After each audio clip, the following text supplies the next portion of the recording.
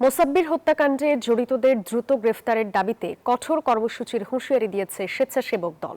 এই দাবিতে শনিবার দুপুরে জাতীয় প্রেসক্লাব থেকে নয়াপল্টন পর্যন্ত বিক্ষোভ মিছিল ও সমাবেশ করেছেন নেতাকর্মীরা। তাদের অভিযোগ, গণতান্ত্রিক সম্ভাবনাকে নস্যাৎ করতেই ষড়যন্ত্রকারীরা এই হত্যাকাণ্ড ঘটিয়েছে। বুধবার রাত ৮টার কিছু পর তেজতুরি বাজার এলাকার স্টার কাবাবের পাশের গলিতে দুর্বৃত্তের গুলিতে নিহত হন আজিজুর রহমান মুসাব্বির। একই ঘটনায় কারওয়ানবাজার ভ্যান চালক সমিতির সাধারণ সম্পাদক আবু সুফিয়ান মাসুদ গুলিবিদ্ধ হন। সিসিটিভির ফুটেজ দেখে আলোচিত এই হত্যাকাণ্ডের ঘটনায় শুটার জিনাত এবং হত্যার পরিকল্পনাকারী বিল্লাল সহ ৩ জনকে গ্রেপ্তার করেছে ডিবি। আটক অপর একজন তাদের সহযোগী বলে জানিয়েছে পুলিশ। বিচারের দাবিতে শনিবার তপ্ত দুপুরে ঢাকার রাজপথ সাক্ষী হলো এক পুঞ্জীভূত ক্ষোভের। স্লোগানে স্লোগানে প্রকম্পিত হয় জাতীয় প্রেস ক্লাবের চারপাশ।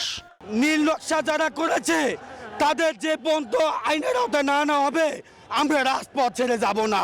যদি সরকারের শুভবুদ্ধির উদয় না হয়, সাংগঠনিকভাবে আলোচনা করে আমরা পরবর্তী কর্মসূচি ঘোষণা করব। স্বেচ্ছাসেবক দলের ডাকে প্রেস ক্লাবের আঙিনা ছেড়ে নয়াপল্টনের দিকে পা বাড়ায় নেতাকর্মীরা। আমরা অবিলম্বে এই বর্তমান সরকারের কাছে দাবি করছি, এই ধরনের খুনিদেরকে অবিলম্বে গ্রেপ্তার করে দৃষ্টান্তমূলক শাস্তির আওতায় আনা হোক। নয়াপল্টনের দলীয় কার্যালয়ের সামনে নেতারা বলেন, ঘাতকের গুলিতে শুধু মুসাব্বির খুন হননি, খুন হয়েছে রাজনৈতিক নিরাপত্তা।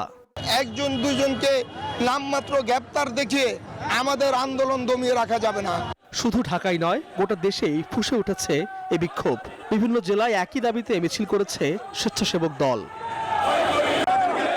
জেলায় জেলায় মোসাব্বির হত্যার বিচারের দাবিতে ডাকা বিক্ষোভ সমাবেশ থেকে সরকারকে কঠোর হুঁশিয়ারি দেন স্বেচ্ছাসেবক দলের নেতাকর্মীরা। আল মোহাম্মদুল খান, নিউজ 24, ঢাকা।